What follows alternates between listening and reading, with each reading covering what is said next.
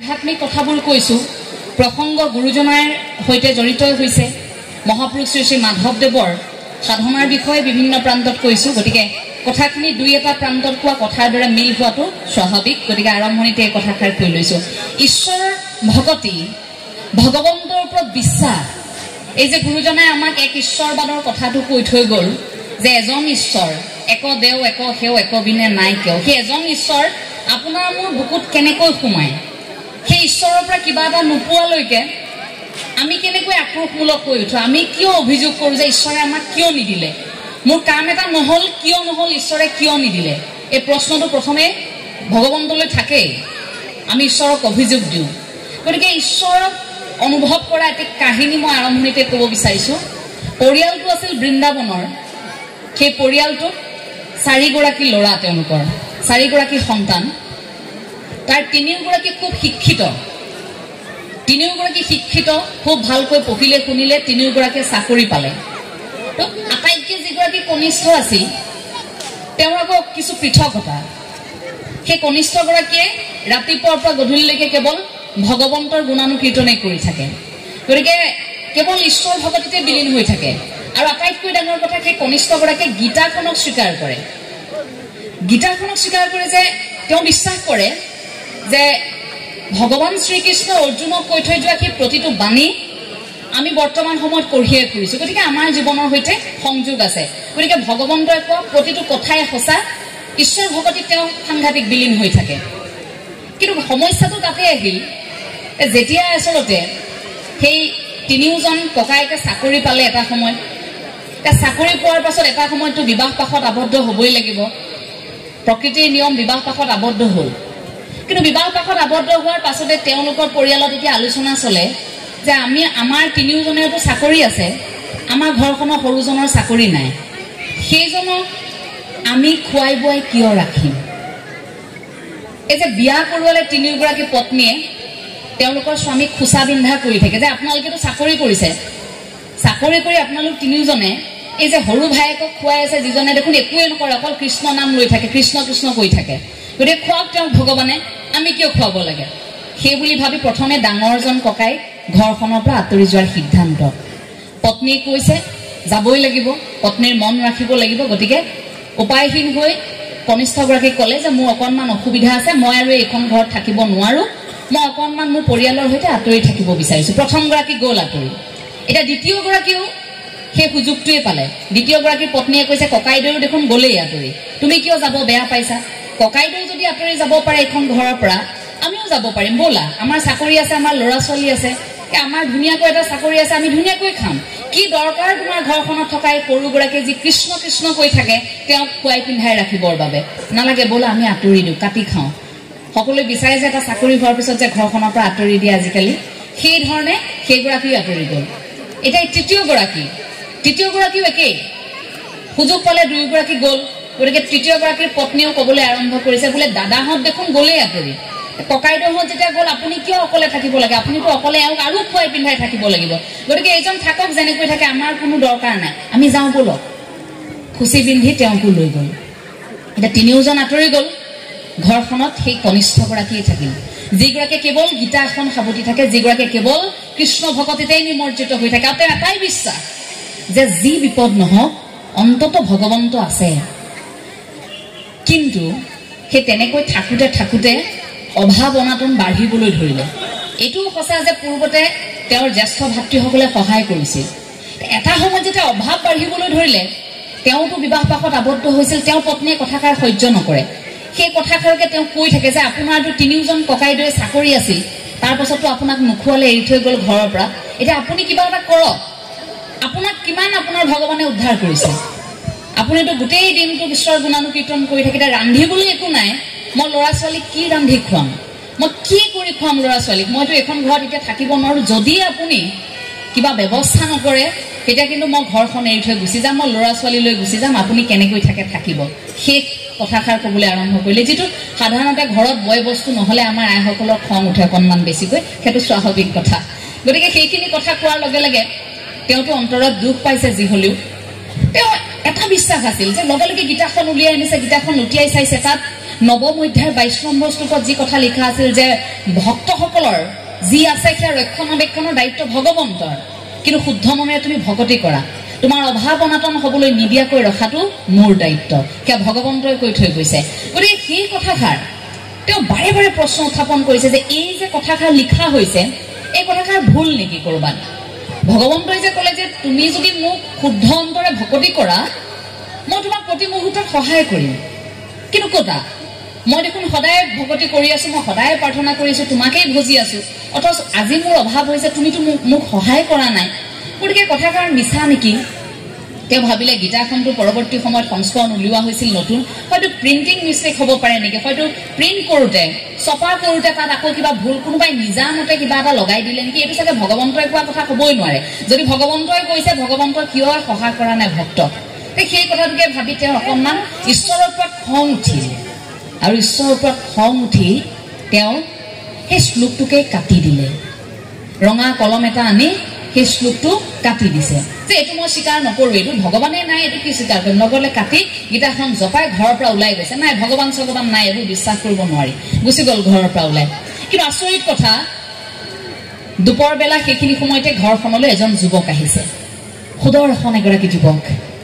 সেই যুৱকগৰাকী ঘৰখনলৈ আহিছে, আইগৰাকীক মাতিছে, আইগৰাকী ঘৰৰ ভিতৰৰ পৰা ওলাই আহিছে, যুৱকগৰাকীৰ আকৌ উঠেৰে তেজ ওলাই আছে। ইমান তেজ ওলাই আছে দেখিতো আইগৰাকী আচৰিত যে আমাৰ ঘৰলৈ যুৱক এজন আহিছে, আৰু যুৱকজনে দুখ পাই আহিছে। তেওঁক লগে লগে ক'লে যে আহকচোন আহক, আপুনি ভিতৰলৈ আহক, কি হৈছে কওকচোন। বোলে মই বেছি দেৰি কৰিব নোৱাৰো আই, মই আপোনাৰ ওচৰলৈ এটা কাম লৈ আহিছো। বোলে কি কাম? মই অকণমান বয় বস্তু আনিছিলো কিবা কিবি আপোনালোকৰ বাবে, সেই সামগ্ৰীখিনি মই আপোনাক দিবলৈ আহিছো। এতিয়া আইগৰাকীয়ে কৈছে কি সামগ্ৰী? বোলে নহয়, আপোনাৰ স্বামীয়ে মোক দি পঠোৱা সামগ্ৰী, আপোনাৰ স্বামী মোৰ গুৰু, গতিকে গুৰুৱে এইখিনি মোক দিবলৈ দিছে, মই দিবলৈ আহিছো। তেতিয়াতো আইগৰাকীৰ সন্দেহ হ'ল, বোলে গুৰু মোৰ স্বামীয়েতো কাকো শিষ্যত্ব প্ৰদান কৰা নাই, মোৰ স্বামী যদি কাৰোবাক শিষ্য কৰিলেহেঁতেন মইতো গম পালোহেঁতেন কথাষাৰ। তেখেতে মিছা কথা কৈছে, বাৰে বাৰে কথাটো স্বীকাৰ কৰিব বিচৰা নাই। বোলে নহয়, এই কথাটোৱে সঁচা, আপুনি সামগ্ৰীখিনি লওক, নহ'লে মোক গুৰুদেৱে আৰু প্ৰহাৰ কৰিব। বোলে প্ৰহাৰ? এই যে আপুনি মোৰ ওঠত তেজ ওলাই থকা দেখিছে, এয়া আচলতে মোক গুৰুৱে আপোনালোকৰ ঘৰলৈ সামগ্ৰীখিনি দিবলৈ নাহো বুলি কোৱাৰ বাবে মোক প্ৰহাৰ কৰিলে।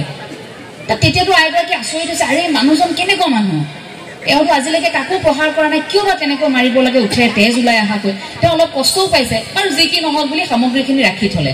এতিয়া সন্ধিয়া হোৱাৰ লগে লগেতো ঘৰলৈ ইজন উভতি আহিছে।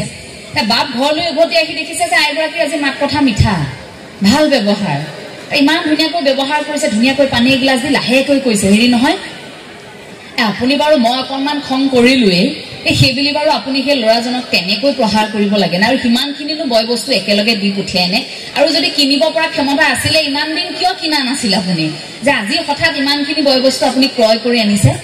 তেতিয়াতো মানুহজন আচৰিত, বাপ আচৰিত হৈছে, বোলে কি বস্তু, কি যুৱকৰ কথা কৈ আছা, মই বুজা নাই, মই কাক মাৰিলো? বোলে কি কথানো কয়, আপুনি কিয় ল'ৰা এজনক সামগ্ৰীখিনি দিবলৈ নাহো বুলি কোৱাৰ বাবে প্ৰহাৰ কৰা নাছিল? আহকচোন। লগে লগে মাতি নি কোঠাটো দেখুৱাইছে, কোঠা এটা সম্পূৰ্ণ হৈ আছে, সামগ্ৰীৰে ভৰি আছে, বহুদিন তেওঁলোকে উদৰপৰা খাব পাৰিব সেই সামগ্ৰীখিনিৰে। তেতিয়া তেওঁ আচৰিত হৈছে, বোলে কোৱাচোন যুৱকগৰাকীৰ বিষয়ে। বোলে ইমান সুন্দৰ আছিল যুৱকগৰাকী, কিন্তু আচৰিত কথা উঠেৰে তেজ ওলাই আছিল, আপুনি প্ৰহাৰ কৰা সেয়া তেজ শুকুৱাই নাছিল। লগে লগে তেওঁ দৌৰি গৈছে, সেই যে সামৰি থৈছিল গীতাখন উলিয়াই আনিছে, উলিয়াই আনি সেই শ্লোকটো তেওঁ চাইছে, আৰু তেওঁৰ চকুলো বাগৰি আহিছে। সেই যে ৰঙা চিয়াঁহীৰে শ্লোকটো ভগৱন্ত নাই বুলি অভিযোগ কৰি যে কাটি দিছিল, তেওঁ বুজিবলৈ বাকী নাথাকিল যে দিনত অহা সেই যুৱকগৰাকী ভগৱন্তৰ বাহিৰে আন কোনো নহয়। গতিকে ভগৱন্তৰ ৰূপ ধৰি সেইগৰাকী যুৱকেই যে তেওঁ ঘৰলৈ আহিছে সেই কথা বুজিবলৈ তেওঁৰ সময় নালাগিল। তেওঁ চকুলো বাগৰি আহিছে, আৰু ভগৱন্তক এটাই কৈছে যে প্ৰভু, মই অকণমান সময় কিবা এটা নাপাওঁতেই তোমাক অভিযোগ কৰিলো, অকণমান সময় কিবা এটা নাপাওঁতেই তোমাৰ বিৰুদ্ধে মই খুব উজাৰিলো যে তুমি মিছা কথা কৈছা, কিন্তু তুমি দেখোন সঁচাকৈ আহিলা, মোৰ ভুল হৈ গ'ল, মোক ক্ষমা কৰা প্ৰভু, এইবুলি অকল কান্দিছে, আৰু লগে লগে সেই ৰঙা দাগবোৰ বগাৰে আকৌ মচি দিছে।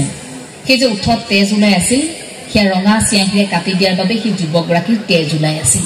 কথাখিনি কাল্পনিক, কিন্তু এই কথাখিনিয়ে আপোনাক মোক ঈশ্বৰৰ কথা অনুভৱ কৰায়, যে আপোনাক মোকো বহু সময়ত ঈশ্বৰে তেনেধৰণে আচলতে প্ৰমাণ দি থাকে ঈশ্বৰ আপোনাৰ মোৰ জীৱনৰ সৈতে তেনেকৈ জড়িত হৈ থাকে সেই ভগৱন্তৰ তত্ত্বটো মাত্ৰ বুজি পাবলৈ আমাক অকণমান সময় লাগে আমি বুজি নাপাওঁ বাবে অভিযোগ কৰোঁ যে ভগৱান নাই আমি বুজি নাপাওঁ বাবে ভাবোঁ যে ভগৱানৰ সাধনা কিমান কৰি থাকিম ভগৱানে কিমান কিবা এটা নোপোৱাৰ লগে লগে আমাৰ সেই অভিযোগটো আৰম্ভ হৈ যায় কাৰণ সেই ভগৱন্তৰ কথাখিনি উপলব্ধি কৰিবলৈ আমি এতিয়াও ভালকৈ শিকা নাই আৰু সেই ভগৱন্তক উপলব্ধি কৰিবৰ বাবেই সেই ঈশ্বৰক উপলব্ধি কৰিবৰ বাবে সি যে এটা শক্তি সেই পৰমাত্মাৰ সৈতে বিলীন হ'বৰ বাবে আমি যে প্ৰতিগৰাকী ভকত হ'ব লাগিব সেই কথাটোৰ বাবে গুৰুজনাই আমাক একত্ৰিত কৰিছিল আৰু সেই মঞ্চখন সাজু কৰিছিল যিখন মঞ্চত আজি আপুনি মই গৌৰৱী অসমীয়া বুলি কৈছোঁ সেইখন মঞ্চ আপোনাৰ মোৰ বাবে সজাই থৈ গৈছিল গুৰুজনাই য'ত কোনো ব্যক্তিৰ বাবে বিশেষ আসন নাথাকিব য'ত আমি একেলগে বহি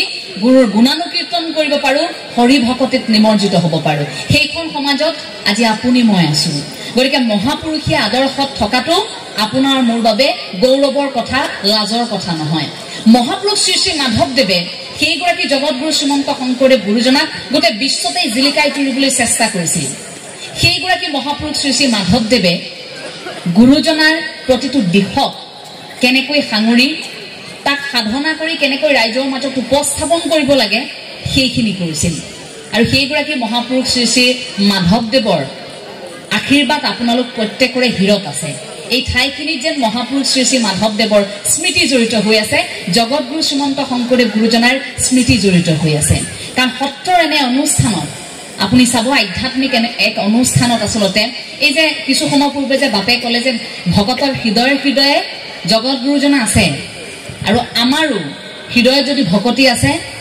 আমাৰো এই অঞ্চলত আধ্যাত্মিক এই পৰিৱেশৰ মাজত হৰি নামি আহিব বুলি আমি কামনা কৰিব পাৰোঁ আপুনি ক'ব নোৱাৰে নিৰ্গুণ নিৰাকাৰ ভগৱন্ত আমি কথা কৈ থাকোঁতো এই সময়খিনি যদি আপুনি মই অনুষ্ঠানটি সফল কৰিব পাৰোঁ আপুনি মই যদি শুদ্ধ অন্তৰে হৰি ভকতি কৰিব পাৰোঁ ভগৱন্ত ইয়াতো থাকিব গতিকে ভগৱন্তৰ যিহেতু আকাৰ নাই আপুনি মই আৰম্ভ কৰিব লাগিব মানুহৰ পৰা আপুনি মই আৰম্ভ কৰিব লাগিব নিজৰ পৰা অৰ্থাৎ নিজৰ মনটোৰ পৰা সেই মায়া তত্ত্ব আৰু ভগৱন্ত তত্ত্ব এই দুটা দিশ মনটোৰ সেইটো প্ৰথমে আমি নিয়ন্ত্ৰণ কৰি ল'ব লাগিব যে প্ৰথম আপোনাৰ মায়া তত্ত্বটো থাকিব যেটো মায়া তত্ত্বক আপুনি উপলব্ধি কৰিছে ঠিকই কিন্তু মনত ৰাখিব সেই মায়া তত্ত্বই আপোনাক যাতে গ্ৰাস কৰিব নোৱাৰে আজি প্ৰচণ্ড ঠাণ্ডা তাৰ পাছতো আপোনালোক আহিছে প্ৰয়োজন নাছিল যে আপোনালোকে ইমান কষ্ট কৰি ইয়াত আহি কথা শুনিব পাল নামত আপোনালোকে অংশগ্ৰহণ কৰিব কিন্তু তাৰ পাছতো আপোনালোকে নিজৰ মনটোক বুজাইছে যে নাই আমি ঈশ্বৰ ভকতি কৰিবলৈ গৈছোঁ আমি গুৰুজনাৰ আদৰ্শক জীয়াই ৰাখিব লাগিব এইটো আমাৰ দায়িত্ব আমাৰ কৰ্তব্য গতিকে নিজৰ মনটোক নিয়ন্ত্ৰণ কৰি আপোনালোক ইয়ালৈ আহিছে প্ৰতিগৰাকীয়ে মায়া তত্ত্বক সেই পোচাকযোৰ যে পিন্ধি আছিল মায়াৰ ঘৰতে খুলি থৈ আহিছে আপোনালোকৰ সুবিধা মতে আপোনালোক ঘৰত শুইও থাকিব পাৰিলেহেঁতেন কিন্তু ঘৰখনত শুই নাথাকি আপোনালোক ইয়ালৈ আহিছে মনটোক আপোনালোকে নিয়ন্ত্ৰণ কৰি আহিছে গতিকে সেই মায়া তত্ত্বৰ পৰা আঁতৰি ভগৱন্তৰ তত্ত্বৰ দিশে আপোনালোক গতি কৰিছে সেই ভগৱন্তৰ তত্ত্বৰ দিশে গতি কৰোঁতেই সেই পৰমাত্মাৰ কথা আমি যেতিয়াই কৈছোঁ সেই শক্তিটোৰ বিষয়ে কোৱাৰ লগে লগে তাত সেই সাধনাৰ কথাটো আহে মনৰ নিয়ন্ত্ৰণৰ পাছত আহে সাধনা সেই সাধনাটো আমি উপলব্ধি কৰোঁ যে সেই সাধনাটো আকৌ ভাগৱতৰ ভ আখৰৰ ভাৱনাৰে আহে সেই ভাৱনাটো থাকিলেহে আপোনাৰ সাধনা হ'ব সেই ভকতি থাকিলেহে আপোনাৰ সাধনা হ'ব সেই মনটোক নিয়ন্ত্ৰণ কৰাৰ পিছত আপুনি মই এতিয়া একত্ৰিত হৈছোঁ তাৰ পাছত আপুনি মই সাধনাত নিমজ্জিত হৈছোঁ আমি এনেই বহি থাকিলেও নহ'ব বোলে আহিছে এঞ্জেলা চাংমাই কথা ক'ব আহিব এগৰাকী বিশেষ ব্যক্তিৰ নাম গাব অমিয়ানেও কলিতা বাইদেউ আহিব অকণমান সময় আমি নাম ল'ম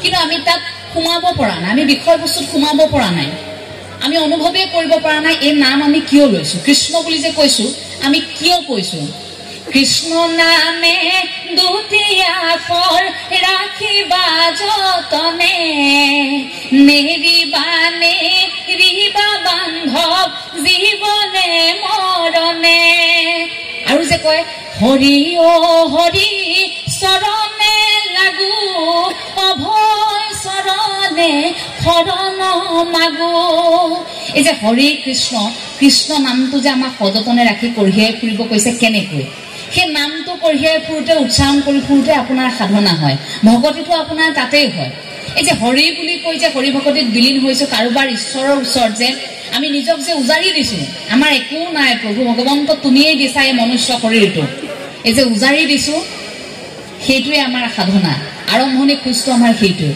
সেইবাবে আৰম্ভণিতে আমি কওঁ যে আমাক শৰণৰ প্ৰয়োজন। শৰণ এতিয়া কিয় প্ৰয়োজন? এতিয়া বহুতে ক'ব যে শৰণ কিয় ল'ব লাগে, কিন্তু শৰণটো আপুনি চাব, আজি আমি এখন ঘৰত আছো হয়নে, ঘৰখনত আমি আশ্ৰয় লৈছো। এতিয়া মানুহ হিচাপে জন্ম লোৱাৰ পাছত কোনোবা এজনৰ ওচৰতো আশ্ৰয় ল'ব লাগিব। এই যে জীৱনটো পালো, জীৱনটো পোৱাৰ পিছত আশ্ৰয় কাৰ ওচৰত ল'ব? শৰণ মানে আশ্ৰয়, আৰু সেই শৰণটো প্ৰথম ভগৱন্তৰ ওচৰতে হয়। সেই শৰণ আপোনাৰ আৰম্ভ হ'ব মনৰ শৰণ, শৰীৰৰ শৰণ, আৰু তাৰ পাছত আহিব আপোনাৰ বাক্যৰ শৰণ। এই তিনি শৰণ আপোনাক প্ৰয়োজন হ'ব। কিন্তু আপুনি অকল মনৰ শৰণ লৈছে, আপোনাৰ শৰীৰৰ শৰণ নাই, বাক্যৰ শৰণ নাই, তেতিয়াও নহ'ব। যদি বাক্যৰ শৰণ লৈছে, আপোনাৰ মন আৰু শৰীৰৰ শৰণ নাই, তেতিয়াও নহ'ব। মূলতঃ আপোনাক তিনি শৰণৰ প্ৰয়োজনীয়তা আছে। এতিয়া শৰণ কিয় প্ৰয়োজন? ধৰক দুজন আপোনাৰ ঘৰখনত সন্তান আছে, এই দুয়োজন সন্তান আপোনাৰ এনেকুৱা যে এজন সন্তান আপুনি স্কুলত তেওঁক নামভৰ্তি কৰোৱালে, বিদ্যালয়লৈ তেওঁ গৈছে, বিদ্যালয়লৈ গৈছে, তেওঁ পঢ়া শুনা কৰি আছে, প্ৰতিটো পৰীক্ষাত তেওঁ উত্তীৰ্ণ হৈছে। এটা সময়ত তেওঁ বিদ্যালয়খনৰ পৰা ওলাই গৈছে, উভতি আহোঁতে এখন হাতত চাৰ্টিফিকেট, বিদ্যালয়খনৰ এখন মানপত্ৰ তেওঁ পাইছে যে ইয়াৰ পৰা তেওঁ উত্তীৰ্ণ হৈছে বা এইটো বিভাগত উত্তীৰ্ণ হৈছে। ঘৰখনত একেলগতে আপোনাৰ আৰু এগৰাকী সন্তান আছে, কিন্তু আপুনি সেই সন্তানক স্কুলত নাম লগাই দিয়া নাই, বিদ্যালয়ত নাম লগাই দিয়া নাই। এগৰাকীক দিছে, এগৰাকীক দিয়া নাই। এই নিদিয়াগৰাকীও কিন্তু কি হ'ল, দিয়াগৰাকীৰ পৰা কথাবোৰ শুনি থাকে, শিকি থাকে, প্ৰতিটো কামেই কৰিব পৰা হৈ গ'ল। তেখেতে যেনেকৈ নেওতা মাতিছে আপোনাৰ কনিষ্ঠগৰাকীও পাৰে, কিন্তু তেওঁ ঘৰতে থাকিল, তেওঁক বিদ্যালয়ত আপুনি নামভৰ্তি কৰাই নিদিলে। এগৰাকীয়ে কিন্তু বিদ্যালয়ৰ পৰা ওলাই গ'ল প্ৰমাণ পত্ৰ লৈ। এই ঘৰত যে থাকিল সেইগৰাকীয়ে বহুত জানে, বহুত শিকিলে, কিন্তু তেওঁৰ ওচৰত মানপত্ৰখন থাকিবনে? ক'ৰবাত যদি ধৰি লওক এটা অনুষ্ঠানত, ক'ৰবাত এটা প্ৰতিষ্ঠানত তেওঁ যেতিয়া যোগদান কৰিবলগীয়া হ'ব, তেওঁক এখন শিক্ষাৰ মানপত্ৰৰ প্ৰয়োজন হ'বনে যে এখন বিদ্যালয়ৰ পৰা ওলাইছিল? নাম এখন প্ৰয়োজন হ'বনে? এখন প্ৰয়োজন হ'ব যে মানপত্ৰ। সেই শৰণটো তেনেকুৱা কথা, আমি বহুত জানিছো, বহুত শিকিছো, বহুত কৰিছো, কিন্তু সেই ঈশ্বৰে দিয়া মানপত্ৰখন গ্ৰহণ কৰিব লাগিব। অৰ্থাৎ ঈশ্বৰৰ সেইখন এখন বিদ্যালয় বুলি ভাবি ল'ব লাগিব, এখন অনুষ্ঠান য'ত আমি শৰণ লৈ মানপত্ৰখন ল'ব লাগিব। আমি নিজাকৈ কৰি থাকিলেও নহ'ব যে আমি কাৰোবাৰ ওচৰত শৰণ লৈ সেই মানপত্ৰখন ভগৱন্তৰ গ্ৰহণ কৰিব লাগিব। আপোনাৰ শৰণ আপুনি ল'ব লাগিব, আশ্ৰয় আপুনি ল'ব লাগিব। সেইবাবে আচলতে শৰণৰ প্ৰয়োজনীয়তা আছে। এতিয়া আমাৰ এনেকুৱা হয় সমাজত যে বিয়া পতাৰ পাছতহে ল'ৰাজনক শৰণ দিয়ে, বিয়া পতাৰ পিছতহে নতুনকৈ বিবাহ পাশত আবদ্ধ হোৱাৰ পিছত দুয়োগৰাকীক শৰণ দিবৰ বাবে লৈ যায়, কিন্তু কম বয়সত তেওঁলোকক শৰণ দিয়াৰ কথাখিনি চিন্তা চৰ্চা নকৰে। কিন্তু খুব শিশু অৱস্থাতে গুৰু সেৱা, শৰণ, এই কথাবোৰ যদি বুজোৱা হয় যে এনেকৈ আচলতে ঈশ্বৰ প্ৰাপ্তিৰ কথা হয়, এনেকৈ আচলতে আমি যে মনুষ্য জন্ম লৈছো, এই কথাখিনি উপলব্ধি কৰোৱা হয়, আমি যে আমি যে মানৱ ধৰ্মহে পালন কৰিছো আমিবোৰে, সেই মানৱ ধৰ্মটোৰ বিষয়ে বুজোৱাৰ আটাইতকৈ প্ৰথম খোজটোৱে শৰণ। ঈশ্বৰৰ ওচৰত আহিলেই শৰণ, অৰ্থাৎ আপুনি সমৰ্পণ কৰিছে, আশ্ৰয় লৈছে। গতিকে শিশু অৱস্থাৰ পৰাই আমি ভাবো যে প্ৰত্যেকগৰাকী পিতৃ মাতৃয়ে সেই শৰণৰ দিশটোৰ ওপৰত গুৰুত্ব ৰখা উচিত। এতিয়া শৰণ আৰম্ভ হ'ল, আপুনি আহিল, প্ৰথমে আহিল আপোনাৰ মনটোৱে আপোনাক টানি আনিল যে মই ঈশ্বৰৰ ওচৰত সঁপি দিব লাগিব সকলো, মই ভগৱন্ত যে আছে বিশ্বাস কৰিছো, মই ঈশ্বৰৰ ওচৰত শৰণ লৈছো, যি কৰিম ঈশ্বৰৰ মতে কৰিম, যি কৰিম মানুহৰ বাবে কৰিম, ইয়াত ব্যক্তিগত স্বাৰ্থ নহয় আৰু অসৎ পথেৰে নাযাওঁ, কাৰণ ভগৱন্তই সকলো দেখি আছে। গতিকে ঈশ্বৰৰ ওচৰত প্ৰতিশ্ৰুতিবদ্ধ হৈ সৎকৰ্ম কৰিম বুলি আপুনি শৰণ লৈছে, আৰম্ভ হ'ল আপোনাৰ মনৰ শৰণ। আপুনি গ'ল তালৈ, সেয়া আপোনাৰ শৰীৰৰ শৰণ। আপুনি নোযোৱাকৈ ঘৰৰ পৰা শৰণ নহ'ব, আপুনি গ'ল অনুষ্ঠানলৈ, আপোনালোক আজি আহিছে যেনেকৈ, সেয়া শৰীৰৰ শৰণ। আৰু তাৰ পাছত আহিলে বাক্যৰ শৰণ। বাক্যৰ শৰণ অৰ্থাৎ আপুনি শুনিবও লাগিব। শুনা সভাসদ সাধু জনস্থিৰ মনে, লভিবা পৰম পদ শ্ৰৱণ কীৰ্তনে, মনুষ্যৰ শ্ৰেষ্ঠ ধৰ্ম এহি মানে মাত্ৰ, দেখিও বিচাৰি মহা ভাগৱত শাস্ত্ৰ, কলিত নাহিকে গতি বিনে হৰি নাম, জানিয়া লস্য ত্যাজি বোলা ৰাম ৰাম, হৰি ৰাম ৰাম ৰাম ৰাম। এই যে ভাগৱত শাস্ত্ৰৰ কথা আমি শুনিম এতিয়া কথা শুনিলেহে গৈছে মনৰ সংশয় কিন্তু ভগৱন্তই অৰ্জুনক কৈ থৈ গৈছিল যে তুমি শুনিব লাগিব শুনি তুমি যোৱা আগবাঢ়ি জ্ঞানৰ জৰিয়তে তোমাৰ মনৰ সংশয়বোৰ দূৰ কৰি তুমি কৰ্ম মাৰ্গেৰে এতিয়া যোৱা এই যে আমি কওঁ ভক্তি মাৰ্গ কৰ্ম মাৰ্গ সাধনা বুলি যে আমি কওঁ সেই তাত এই কথাটো তাত সংযোজন হৈ থাকে সেই আৰম্ভ হয় বাক্যৰ ধৰণেৰে অৰ্থাৎ আপুনি শুনিবও লাগিব আপুনি ক'বও লাগিব এতিয়া বহু সংখ্যকে এই কথাষাৰ কয় যে ভাগৱত পাঠ কৰি আছে ভাগৱত শুনিনো সি কিমান ভাল হৈছে এই প্ৰাৰ্থনা গাই আছে বৰ একেবাৰে নামে মূৰত ধৰিছে ই নাম গাই কিডাল কৰিছে সমালোচনা কৰে হয়নে বেছিকৈ এতিয়া ময়ে বেছিকৈ কিন্তু ব্যক্তিগত কথা আমিয়ে যেতিয়া ঈশ্বৰৰ কথা বেছিকৈ ক'বলৈ আৰম্ভ কৰিছো আমাকে আক্ৰমণ কৰিছে এইগৰাকী ভগৱানৰ বাহিৰে ক'বলগীয়া একো নাই নেকি গুৰুজনাৰ বাহিৰে ক'বলগীয়া একো নাই নেকি বুলি আমাক কয় কিন্তু এই ভগৱন্তৰ কথাত ইয়াত যে এটা সুকীয়া মাদকতা আছে ইয়াত যে এটা প্ৰাপ্তি আছে মানুহ হিচাপে আমি যে আপুনি মই একোৱেই নহয় ধূলিকণা আমি জীয়াই আছো ঈশ্বৰৰ অনুগ্ৰহত সেইটো উপলব্ধিয়ে আমাৰ জীৱনৰ চৰম প্ৰাপ্তি আচলতে সেই কথাটোৰ বাবেহে আমাৰ কিন্তু এই যাত্ৰা গতিকে সেই বাক্যই ক্ৰিয়া নকৰে বুলি কোৱা সকলত মোৰ প্ৰশ্ন থাকে যদি টেঙা বুলি কোৱাৰ লগে লগে আপোনাৰ মুখত টেঙা পানী আহে যদি জ্বলা বুলি কোৱাৰ লগে লগে আপুনি অনুভৱ কৰে জ্বলা পুৰিছে সেই বুলি যদি আপুনি অনুভৱ কৰে যদি প্ৰচণ্ড গৰম বুলি কোৱাৰ লগে লগে আপুনি অলপ অনুভৱ কৰে গৰম বৰ বেছিকৈ ঠাণ্ডা দিনৰ বৰফ যদি আপুনি চাই থাকে মোবাইলতো যদি চাই আছে দৃশ্য চাই থকাৰ লগে লগে আপুনি অকণমান অনুভৱ কৰে নে অকণমান সময়ৰ বাবে হিট এই ধৰণৰ অনুভৱ এটা থাকে টেঙা জ্বলা বুলি কোৱাৰ লগে লগে এইটো বিজ্ঞানসন্মত কথা আমাৰ মুখলৈ পানী আহে বেছিকৈ টেঙা বুলি কৈ থকাৰ লগে লগে যদি টেঙা বুলি কোৱাৰ লগে লগে জ্বলা বুলি কোৱাৰ লগে লগে তিতা বুলি কোৱাৰ লগে লগে মিঠা বুলি কোৱাৰ লগে লগে আপোনাৰ শৰীৰে ক্ৰিয়া কৰে তেন্তে কৃষ্ণ বুলি ক'লে মাধৱ বুলি ক'লে ৰাম বুলি ক'লে কিয় ক্ৰিয়া নকৰিব কৃষ্ণ বুলি ক'লে কিয় ক্ৰিয়া নকৰিব ও হৰি ও ৰাম বুলি ক'লে কিয় ক্ৰিয়া নকৰিব ভগৱন্তৰ নাম ল'লে ক্ৰিয়া কিয় নকৰিব কৰিব মাত্ৰ শুদ্ধ অন্তৰে আমি সেয়া নাম ল'বও জানিব লাগিব যে আমি নাম কেনেকৈ লৈছো নাম ল'বৰ বাবে গুৰুজনাই আমাক শিকাই থৈ গৈছে যে আমি এনেকৈ আচলতে নাম ল'ব লাগিব সেই নামৰ জৰিয়তেহে আমাৰ ঈশ্বৰ প্ৰাপ্তিৰ কথাবোৰ থাকে এটা ঈশ্বৰ প্ৰাপ্তি বুলি কোৱাৰ লগে লগে ঈশ্বৰেও আমাক যিমানখিনি আমি সাধনা কৰোঁ সেই সাধনা অনুপাতেহে কিন্তু ঈশ্বৰে আমাক দিয়ে সেইটোও মনত ৰাখিব লাগিব তাৰ এটা উদাহৰণ হৈছে যে নাৰদৰ উপৰিজন্ম কথা আপোনালোক সকলোৱে জানে মই অকণমান ক'ব বিচাৰিছোঁ নাৰদৰ উপৰিজন্ম কথাত নাৰদ যেতিয়া পূৰ্বজন্মত সেই গৰাকী কণমানি আছিল সেই তাত যেতিয়া সেই চাৰিগৰাকী সিদ্ধ তেওঁৰ ঘৰলৈ আহিছিল মাক গাখীৰ আছিল কোনোমতে ক'ৰবাত কাম বন কৰি এমুঠি যোগাৰ কৰে সেই কণমানি সন্তানটি ঘৰখনত অভাৱ অনাটন কিন্তু 5 বছৰীয়া সেই সন্তানটিয়ে সেই সময়ত চাৰি সিদ্ধ পুৰুষৰ পৰা ইমানেই কৃষ্ণ কথা শুনিল যে চাৰি সিদ্ধ পুৰুষ যেতিয়া ঘৰখন এৰি যাবলৈ ওলাইছে তেতিয়া যাবলৈ দিয়া নাই যে আপোনালোক থাকক আৰু কেইদিনমান মোক অন্তত ভগৱন্তৰ কথা আৰু কিবা এটা কৈ থৈ যাওক আচৰিত হৈছে চাৰি সিদ্ধ পুৰুষ যে কণমানিটিয়ে কেনেকৈ ইমান ভগৱন্তৰ সৈতে বিলীন হ'ব পাৰে তোমাক আশীৰ্বাদ কৰিছোঁ লগে লগে দিব্য শক্তিৰ দ্বাৰা ভগৱন্তক কিছু সাক্ষাৎ পাবলৈ সক্ষম হৈছে কণমানিটিয়ে তাৰ পাছত কণমানিটি উত্তৰ দিশে যাত্ৰা উত্তৰ দিশে গৈ আছে উত্তৰ দিশে গৈ হাবিবন ফালি গৈ থকাৰ সময়ত এই এজোপা হিন্দু ধৰ্ম আটাইতকৈ পবিত্ৰ বুলি গণ্য কৰা হয় যে তুলসী বৃক্ষ এজোপাৰ ওচৰতে সাধনা আৰম্ভ হ'ল আৰু সেই তাত সাধনা যে আৰম্ভ হ'ল কণমানিটিয়ে সাধনা আৰম্ভ হোৱাৰ পিছত ঈশ্বৰক কামনা কৰিছে ঈশ্বৰ নাহে আহিল ঈশ্বৰ এতিয়া ঈশ্বৰ আহিলো অকণমান সময়ৰ বাবে ঈশ্বৰ আহি ঈশ্বৰ আকৌ নোহোৱা হ'ল কণমানিকে তেতিয়া সুধিছে যে মই প্ৰভু তোমাক কেতিয়া সম্পূৰ্ণকৈ পাম তেতিয়া ভগৱন্তই কৈছে যে তুমি যিমান সাধনা কৰিলা মই সিমানহে তোমাৰ আগত ওলালো গতিকে আমি যিমান সাধনা কৰিম সিমানহে ভগৱন্তক আমি পাম যদি দিনটোত কোনোমতে এবাৰহে কৃষ্ণ নাম কৈছোঁ তাকো টান পাইহে ৰাম এনেকৈ কৈছোঁ কাৰোবাৰ বেমাৰ হৈছে নোৱাৰা থাক কৃষ্ণ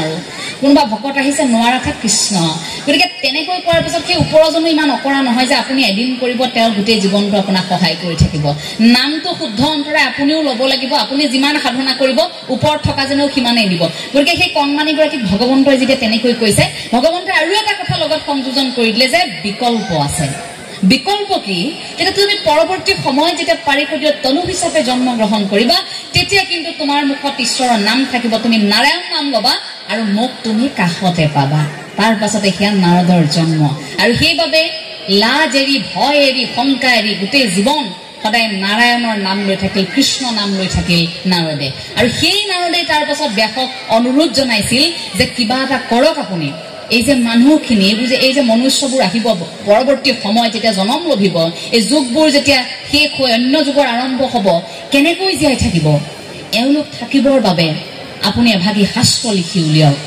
আৰু আৰম্ভ হ'ল ভাগৱত শাস্ত্ৰ আৰু সেই ভাগৱত শাস্ত্ৰভাগীকে ভাবিলে যে গুৰুজনাই এই ভাগৱত শাস্ত্ৰভাগীয়ে দেখোন আমাৰ উত্তম এক অস্ত্ৰ হিচাপে আমি ব্যৱহাৰ কৰিব পাৰোঁ মানৱ জীৱনত গতিকে সেই শাস্ত্ৰভাগীকে গুৰুজনাই আৰম্ভ কৰি গ'ল অনুবাদৰ বাবে সেইবাবে কোৱা হয় আপুনি প্ৰশ্ন সুধি সুধি সুধি শেষ হৈ যাব ভাগৱতৰ উত্তৰ শেষ নহয় আপোনাৰ জীৱনৰ প্ৰতিটো কথা আজি আপুনি মই যি ধৰণে জীৱন নিৰ্বাহ কৰিছোঁ আনকি সন্তানেটি গৰ্ভত আপুনি ধাৰণ কৰাৰ পৰা সন্তানটি ভূমিষ্ঠ হোৱালৈকে এগৰাকী নাৰীয়ে কেনেকৈ থাকিব লাগে আজি বিজ্ঞানে যিখিনি কথা কয় সেইখিনি কথা ভাগৱতেও কয় সেইখিনি কথা গুৰুজনায়ো কৈ থৈ গৈছে আজিৰ তাৰিখত বিজ্ঞানে যিখিনি কথা কয় যেনেকৈ আজিৰ তাৰিখত বিশ্বব্যাপী যোগাসনৰ কথা কৈ থকা হয় সেই কথা আমাৰ গুৰুজনাই আজিৰ পৰা বহু বছৰ আগত আমাৰ গুৰুজনাই কৈ থৈ গ'ল কিন্তু আপুনি মই কৰবাত সেই কথাটো স্বীকাৰ কৰিবলৈ টান পাওঁ আমি টান পাওঁ যে গুৰুজনাই কৈ থৈ যোৱা সেইখিনি এতিয়া এলান ঢোল আগত আপোনাৰ মোৰ একো আহে নাযায় আমি ভাবোঁ যে আমি নিজৰ কামটো কৰিলেই হ'ল আমিবোৰ এতিয়া কোনোবা এটা বন্ধ কোঠৰীত ব্যক্তিগত স্বাৰ্থত আপুনি মই এতিয়া সোমাই পৰিছোঁ সেই মহাপুৰুষীয় আদৰ্শটো জীয়াই ৰাখিবৰ বাবে আপুনি মই কিমানে কষ্ট কৰিছোঁ এইটো ডাঙৰ কথা আজি সকলো একত্ৰিত হৈছোঁ আমি ইয়াত নাম ল'ম বুলি আপোনালোকৰ সত্ৰৰ যিসমূহ পৰম্পৰা আছে আপোনালোকে সেইসমূহ পালন কৰিছে কিন্তু বুকুত হাত থৈ প্ৰতিগৰাকীয়ে ক'ব পাৰিবনে যে সঁচাকৈ আমি তিল মানুহ গুৰুজনাৰ আদৰ্শত আঘাত কৰা নাই আমি আজিলৈকে যি কৰিছোঁ গুৰুজনাৰ আদৰ্শত আঘাত নহনাকৈ আমি কৰিছোঁ এই প্ৰশ্নটো যদি প্ৰতিগৰাকীয়ে নিজক সোধে প্ৰতিগৰাকীয়ে যদি সোধে তেতিয়া আমি পিছৰ প্ৰজন্মলৈ চিন্তা কৰি থাকিবলগীয়া নাই আৰু প্ৰতিগৰাকী জ্যেষ্ঠৰ পৰা কনিষ্ঠলৈ এই প্ৰশ্নটো যদি এতিয়া সোধে পিছত হাহাকাৰ কৰিবলগীয়াও নাই যে এটা সময়ত আমাৰ এইসকলে একো ভাল কাম নকৰিলে বুলি হাহাকাৰ কৰিবলগীয়া নাই যে নতুন প্ৰজন্ম আধ্যাত্মিকতাক বুজি নাপায় বুলি কাৰণ সমাজখন আমি সাজু কৰিছোঁ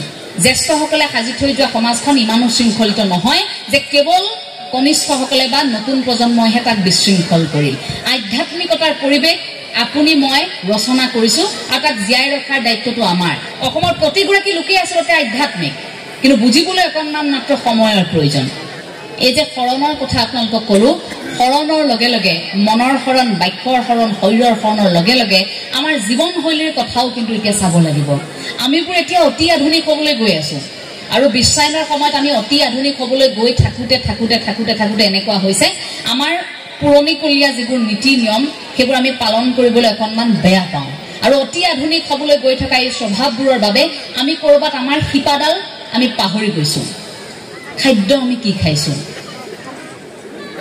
যদি আধ্যাত্মিকতাৰ দৃষ্টিভংগীৰে আপুনি চায় প্ৰতিদিনে আপোনালোকৰ ঘৰত বিবিধ ব্যঞ্জন থাকে আপোনালোকে শৰীৰটোৰ বাবে ঠিকেই খাদ্য খায় কিন্তু মনৰ খাদ্য আৰু আধ্যাত্মিক খাদ্য আপোনালোক কিমানজনে খাইছে সেইটো ডাঙৰ কথা প্ৰতিগৰাকী আয়ে ক'ব পাৰিবনে যে আমাৰ ঘৰখনত আজি ঠিকেই মাছ মাংস ৰান্ধিলোঁ আমাৰ ঘৰখনত আজি এই পাচলি ৰান্ধিলোঁ কিন্তু আমাৰ ঘৰখনত আধ্যাত্মিক খাদ্য আমি কি ৰান্ধিছোঁ আধ্যাত্মিক খাদ্য আমাৰ সন্তানক আমি কি দিছোঁ মনৰ খাদ্য মোৰ স্বামীয়ে মোৰ সন্তানে কি খাবলৈ পাইছে মনৰ খাদ্য মানসিক সুস্থতাৰ বাবে খাদ্য সেই আধ্যাত্মিক খাদ্য জীৱ জন্তুৱে খাব নোৱাৰে আমিহে খাব পাৰোঁ আমিতো নিজকে জীৱশ্ৰেষ্ঠ বুলি কৈ থাকোঁ মোৰ এইটো প্ৰশ্ন থাকে যে আমি যে নিজক কওঁ জীৱশ্ৰেষ্ঠ এতিয়া বাকীবোৰ জীৱইতো তেনেকৈ অনুভৱো কৰিব নোৱাৰে কথাও ক'ব নোৱাৰে আমি যেনেকৈ বাক্য ব্যৱহাৰ কৰিছোঁ তেনেধৰণে সেইবোৰ জীৱ জন্তুৱেতো কোৱা নাই যে আমি শ্ৰেষ্ঠ বুলি আমিয়ে আমাক কৈছোঁ ক'ব লাগিব মানুহে জীৱশ্ৰেষ্ঠ শব্দটো গৰু এটাই ক'ব নেকি জীৱশ্ৰেষ্ঠ শব্দটো ছাগলী এটাই কৈছে নেকি জীৱশ্ৰেষ্ঠ শব্দটো কাউৰী এটাই কৈ থৈ গৈছে নাই কোৱা মানুহেই কৈছোঁ আমি কি বুলি কৈছোঁ আমি জীৱশ্ৰেষ্ঠ কিন্তু প্ৰকৃতাৰ্থত আমি জীৱশ্ৰেষ্ঠৰ কাম কৰিছোঁনে প্ৰকৃতাৰ্থত কৰিছোঁনে আমি জীৱশ্ৰেষ্ঠ আমি সকলোবোৰ জীৱৰ মাজত নিজকে শ্ৰেষ্ঠ বুলি ভাবি ল'লোঁ ঠিকেই আমি মানুহ জাতি শ্ৰেষ্ঠ আমি জীৱশ্ৰেষ্ঠ কিন্তু আমি জীৱশ্ৰেষ্ঠ হিচাপে কি কৰিছোঁ সেইটো ডাঙৰ প্ৰশ্ন প্ৰতিগৰাকী মানুহে সেইবাবে সেই সেৱাৰ ধৰ্ম মানৱ ধৰ্ম মানুহ হিচাপে যিটো আপোনাৰ স্থিতি সেইটো আৰম্ভ কৰিলেহে আপোনাৰ আধ্যাত্মিকতাৰ দিশটোত অৰ্থাৎ আপোনাৰ খোজ হ'ব তাত এতিয়া আহি পৰে মূল্যবোধৰ কথা তাত আহে প্ৰজ্ঞাৰ কথা আমি সাধনা কৰোঁ আমাৰ সন্তানে নম্বৰ পায় এটা পদবী পায় কিন্তু প্ৰজ্ঞাৰ কথাবোৰ শিকোৱা নহয় বাবে মূল্যৰ কথা প্ৰমূল্যবোধৰ কথা শিকোৱা নহয় বাবে সেই সন্তানে কেতিয়াবা দুৰ্নীতিত লিপ্ত হ'লে আপুনি মই সমাজৰ আগত মুখ উলিয়াব নোৱাৰোঁ পিতৃ মাতৃ কেতিয়াবা দুৰ্নীতিত লিপ্ত হলে সেই প্ৰজ্ঞাৰ কথাবোৰ তাত মিলিত নহয় বাবে কেৱল নম্বৰ পাবৰ বাবে আমি যেহেতু এটা সময়ত সাহস দিলো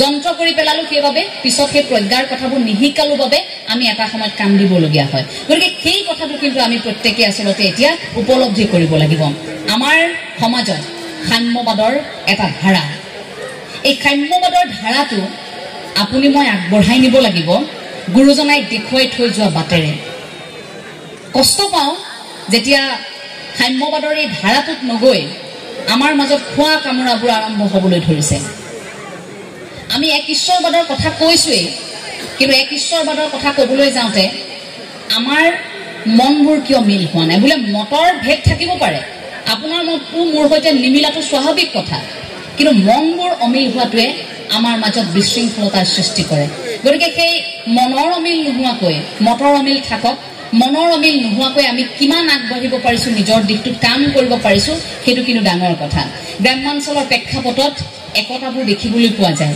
সেই একতাবোৰ গাঁৱৰ প্ৰতিগৰাকী লোকেই কিন্তু জীয়াই ৰাখিব লাগিব কোৱা হয় যে গাঁওসমূহত জাতীয়তাবাদৰ গুণ থাকে এটা জাতি জীয়াই থাকিবৰ বাবে আমি জানো সভ্যতাৰ প্ৰয়োজন জাতিটোৰ বাবে আটাইতকৈ প্ৰয়োজন প্ৰথমে ভাষাৰ সংস্কৃতিৰ প্ৰয়োজন আৰু তাৰ পাছত সেই জাতিটো সভ্যতাৰ এযোৰ পোছাক পিন্ধি থাকে আপোনাক মোক সভ্যতাৰ পোছাকযোৰ গুৰুজনাই পিন্ধাই থৈ গৈছে সভ্যতাৰ পোছাকযোৰ গুৰুজনাই আপোনাক মোক পিন্ধাই থৈ গৈছে তাৰ পাছত জাতিৰ কথাবোৰ ক'বলৈ কিন্তু গুৰুজনাই শিকাই থৈ গৈছে গতিকে আপুনি সেইখিনি সময়ত নিমাত হৈ থাকিলে নহ'ব জাতীয়তাবাদৰ কথাবোৰ গাঁও অঞ্চলত গিজগিজাই থাকে গাঁও অঞ্চলত জাতীয়তাবাদ শিপাই থাকে গতিকে গাঁও অঞ্চলৰ পৰা জাতীয়তাবাদৰ শিপাবোৰ কিন্তু এৰাই যাব নালাগিব আমি জাতীয়তাবাদৰ কথাটো এইভাবে কৰো যে গুৰুজনাৰ আদৰ্শত চলিবৰ বাবে প্ৰতিগৰাকী মানুহ যেতিয়া আমি অসমীয়া হৈছো তাৰ প্ৰথম হৃদয়ত অনুভৱটো কিন্তু জাতীয়তাবাদৰ গতিকে সেইটোৰ ক্ষেত্ৰত অনুৰোধ জনাম যে যিডাল শিপাত আমি আছো সেই শিপাডালত থাকিব লাগিব ভাষাটোৰ কথা বুলি কোৱাৰ লগে লগে এই ৰাজীৱ সদে ককাইদেৱে বহু আগতে সেই গীতটো গাইছিল অসমীয়া মাধ্যমত আমাৰ ল'ৰাক নপঢ়াও অসমীয়া নুফুটে মুখত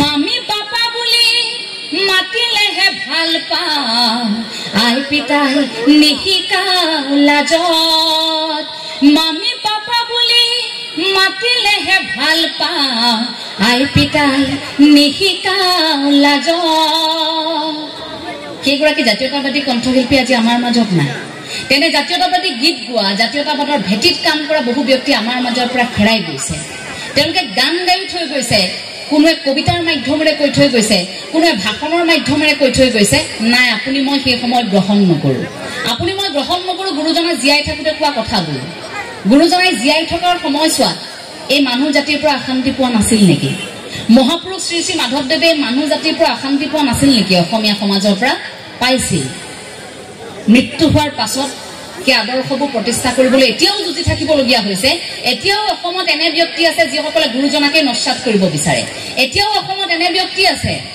যিসকলে মহাপুৰুষ শ্ৰী শ্ৰী মাধৱদেৱৰ কথা বেছি দেৰি শুনি থাকিব নোৱাৰে বেয়া পায় জগতগুৰু শ্ৰীমন্ত শংকৰদেৱ গুৰুজনাৰ কথা শুনি থাকিব নোৱাৰে কিয় নোৱাৰে আমি আচৰিত হওঁ সেই কথাটো আমাক কয় যে এঞ্জেলা চাংমাই আৰু শংকৰদেৱৰ বাহিৰে ক'বলগীয়া একো নাই নেকি নাই গুৰুজনাতকৈ ডাঙৰ বিষয়বস্তু মোৰ জীৱনত আৰু একোৱেই নাই মৃত্যু পৰ্যন্ত যদি কথা ক'বলৈ আৰম্ভ কৰিছো গুৰুজনাৰ কথাই কওঁ কৰবাত প্ৰচাৰ প্ৰসাৰত আমাৰ হেমাহিৰ বাবে আমি বিশ্ব দৰবাৰত আজিও প্ৰতিষ্ঠা কৰিব পৰা নাই সেইটো আপুনি মই স্বীকাৰ কৰিব লাগিব আপুনি মই আজি একত্ৰিত হৈছো ভাবক ইমান সুন্দৰ এটি অনুষ্ঠান এইবোৰ অনুষ্ঠান অন্যান্য প্ৰান্তত হয় নেকি পৃথিৱীৰ বেলেগ প্ৰান্তত আধ্যাত্মিকতাৰ অনুষ্ঠানবোৰ এনেকৈ হয় নেকি কিন্তু গুৰুজনাৰ সেই আদৰ্শ যিটো পৃথকতা আছিল যিটো বিজ্ঞান মনস্কতা আছিল আজিৰ কোনো ব্যক্তিৰ সৈতে সেয়া তুলনা নহয় মই সত্যেন্দ্ৰদেৱৰ সৈতে তুলনা কৰিব নোৱাৰো মই কোনো শেক্সপিয়াৰৰ সৈতে তুলনা কৰিব নোৱাৰো কোনো গুৰুৰ সৈতে তুলনা কৰিব নোৱাৰো গুৰুজনাৰ আদৰ্শ সম্পূৰ্ণ পৃথক আছিল গতিকে সেই ক্ষেত্ৰত আমি বিফল আমি আমাৰ মাজৰ খোৱা কামোৰাবোৰৰ বাবে কাৰণ আমি পদক্ষেপবোৰ পৰিকল্পিতভাৱে শৃংখলাবদ্ধভাৱে গ্ৰহণ কৰিব নোৱাৰিলো আমি কেৱল অনুষ্ঠান পাতিলো বক্তা মাতিলো ভাষণ দিবলৈ দিলো তাৰ পাছত ফুটুকাৰ ফেন অনুষ্ঠান এটাত আমি বক্তা মাতিলো ঠিকেই কথা পাতিলো ঠিকেই আজি সমস্যাবোৰৰ বিষয়ে আলোচনা কৰিছো ঠিকেই কাইলৈৰ পৰা ঘৰত গৈ দেখিব কথা একেখিনিয়ে হ'ব গতিকে তেনেকৈ বক্তাই ভাষণ দিও অসমত লাভ নাই তেনেকৈ বক্তাই অসমত ভাষণ দি একো শুধৰণি কৰিব নোৱাৰে আমি ওলোটাই কষ্টহে পাম এই ভিডিঅ'বোৰ যেতিয়া দেখিম বহু বছৰ পাছত আমাৰ এই লাজ লাগিব যে এটা সময়ত এই কথাখিনি ক'লো কিন্তু আজিৰ ৰাইজে কোনো বুজিয়েই নাপালে কোনে অনুভৱেই নকৰিলে মানুহে কেৱল কথা শুনিলে আৰু হাততালি দিলে ঘৰত গৈ একেখিনিয়ে কৰিলে নিজৰ সন্তানক নামঘৰলৈ আনিব নোৱাৰা ব্যক্তি আকৌ সামাজিক মাধ্যমত আনৰ সন্তানক লিখে তোমাৰ সন্তানে কি কৰিছে আগতে তুমি নিজৰ সন্তানক সোধা যে তোমাৰ সন্তান ধুতি চুৰিয়া পিন্ধি নামঘৰলৈ আহিছে নে নাই অহা এইসকল নতুন প্ৰজন্ম আছে ইয়াত যে জাতীয় সাজ পোছাকযোৰ পৰিধান কৰি এনেধৰণে আধ্যাত্মিকতাৰ পৰিৱেশটোত নিমজ্জিত হৈছে গতিকে এইসকল যুৱ প্ৰজন্মক আঙুলিয়াই আপুনি ক'ব পাৰিব নেকি যে নতুন প্ৰজন্ম আজি আধ্যাত্মিক নহয় নতুন প্ৰজন্মই গুৰু সংস্কৃতিক আঁকোৱালি ল'ব বিচৰা নাই আপুনি ক'ব পাৰিব নেকি নোৱাৰে এইসকল উদাহৰণ তেনেকৈ অসমৰ বহু প্ৰান্তত আজিৰ সময়ত আধ্যাত্মিকতাত জড়িত হৈ থকা বহু যুৱক যুৱতী আছে তেওঁলোককো এখন মঞ্চ দিয়াৰ কিন্তু সময় আহি পৰিছে এই মাইক্ৰফোনটো আমাৰ হাতত তুলি দিওঁতে মনত ৰাখিব আপোনালোকৰ চুবুৰীয়ে চুবুৰীয়ে এনে বক্তা বহু আছে গুৰু সংস্কৃতিক আপ্ৰাণ ভাল পোৱা এনে যুৱক যুৱতী বহু আছে গতিকে সেই সকলকো কথা কোৱাৰ সুযোগ সেই সকলকো কাম কৰাৰ সুযোগ কাম কৰাৰ সেই সুযোগটো আমি প্ৰতিগৰাকীয়ে দিব লাগিব তেতিয়া আমি সেই আশা কৰি থকা সমাজখন পাম আমি এজন নিৰ্দিষ্ট ব্যক্তিৰ পৰা কেইখাৰমান কথা শুনিম বুলি তেওঁক মাতি আনি অকল সেই আসনখন দিলেই নহ'ব আমি প্ৰয়োজন হ'লে গাঁওখনৰ কণমানিগৰাকীকো হাতত মাইক্ৰফোন তুলি দিব লাগিব যে কোৱা তুমি কি ভাবা গুৰুজনাৰ বিষয়ে কোৱা তুমি মহাপুৰুষ শ্ৰী শ্ৰী মাধৱদেৱৰ বিষয়ে তুমি কি ভাবা এই কথাবোৰ আমি কণমানি সকলৰ পৰাও কেতিয়াবা প্ৰয়োজন হ'লে শুনিব লাগিব আৰু গুৰুজনাৰ কৃষ্টি সংস্কৃতি জীয়াই ৰাখিবৰ বাবে আমি পৰিকল্পনা কৰিব লাগিব এতিয়া অসমীয়াই আমাৰ পৰিকল্পনা আচলতে নাথাকে আমি শৃংখলাবদ্ধতাৰে সেই পৰিকল্পনাৰে আগবাঢ়ি যাব পৰা নাই যাৰ বাবে আজি যদি আপুনি এই হাতত থকা এবেগেতিয়া পৃথিৱীখনত আপুনি যদি চাৰ্চ কৰে যে গুৰুজনাৰ বিষয়ে কিবা এটা বেছিকৈ পঢ়ো তেনেহ'লে পঢ়িবলৈ আপুনি নাপায় কিন্তু আপুনি অন্যান্য প্ৰান্তৰ কোনো এগৰাকী ব্যক্তিৰ বিষয়ে চাৰ্চ কৰক তাত বহু তথ্য উপলব্ধ হ'ব গতিকে আমাৰ নতুন প্ৰজন্ম আমিতো ভাবোঁ যে আমাৰ সহযোদ্ধা এইসকল গতিকে আমাৰ এতিয়া দায়িত্ব গুৰুজনাক প্ৰচাৰ প্ৰসাৰ কৰাৰ সেইবোৰ আমি এতিয়া উপলব্ধ কৰাব লাগিব যাতে বিভিন্ন প্ৰান্তত সেই কথাবোৰ বিয়পি পৰে আকৌ এবাৰ জুইৰ দৰে বিয়পি পৰে যে গুৰুজনা আচলতে এনেকুৱা আছিল যে অসম ভূমিত জগতগুৰু শ্ৰীমন্ত শংকৰদেৱ গুৰুজনাই এইখিনি কৈ থৈ গৈছে আৰু এই সকল লোকে সেই আদৰ্শটো ধৰি এনেকৈ জীয়াই আছে গতিকে গুৰুজনাৰ প্ৰতিখন গ্ৰন্থ খুব উচ্চ মানদণ্ডৰে ইংৰাজীলৈ অনুবাদ কৰাটো আমাৰ প্ৰথম পদক্ষেপ গতিকে সেই পদক্ষেপটো কৰিব লাগিব আৰু প্ৰতিখন অনুষ্ঠানত এই যে প্ৰতীকী অৰ্থত হ'লেও গুৰুআসন এভাগি থকাটো খুব জৰুৰী আজিকালি এনেকুৱা হৈছে যে অট্টালিকাটো ঠিকেই সাজে কিন্তু গুৰুআসন এভাগ নাথাকে ভগৱন্তৰ বাবে ঠাই অকণমান নাথাকে ঘৰখনত আপুনি চাব দামী বস্তু এটা বোলে এইটো বস্তু অমুকখন ৰাজ্যৰ পৰা মোৰ ল'ৰাই আনিছে বোলে মোৰ ল'ৰাই এবাৰ চাকৰি পালে নহয় এই আমুক সোণৰ আঙুঠি এটা দিছে বোলে যদি সোধে চাওচোন ভাল কিতাপ এখন যদি সোধে বোলে আপোনালোকৰ গোসাঁই ঘৰ বা ভগৱন্তৰ ঠাইখিনি বোলে নাই তেনেহ'লে বিপদ হোৱাৰ সময়খিনিত ভগৱন্তৰ ওচৰলৈ দৌৰি আহিলে হ'ব নেকি আপোনাৰ ঘৰত থকা দামী অট্টালিকাটো ইমান টকা খৰচ কৰি আপুনি ইমান সুন্দৰ এটা ঘৰ বনাইছে তাত বাৰু ভগৱন্তৰ বাবে অকণমান ঠাই আপুনি সাজিব নোৱাৰেনে অকণমান ঠাই ঘৰখনৰ সন্মুখত আপুনি ৰাখিব নোৱাৰেনে অকণমান কোঠাটোৰ ভিতৰতে এটা কোণ আপুনি ঠিক কৰিব নোৱাৰেনে আপোনাৰ সন্তানৰ বাবে বা আপোনালোকৰ বাবে যে য'ত আপুনি অন্ততঃ মনটো বেয়া লাগিলেও যে প্ৰভু মোৰ এনেকুৱা কিয় হৈছে বুলি এই প্ৰশ্নটো সুধিবৰ বাবে ভগৱন্তৰ ওচৰত সেই জেগাটো থাকক সেই ঠাইখিনি প্ৰতিগৰাকী অসমীয়াই ৰাখিব লাগিব পূৰ্বতে দেখিছিলোঁ সেই পৰিৱেশবোৰ কিন্তু আজিকালি সেই পৰিৱেশবোৰ নোহোৱা হৈছে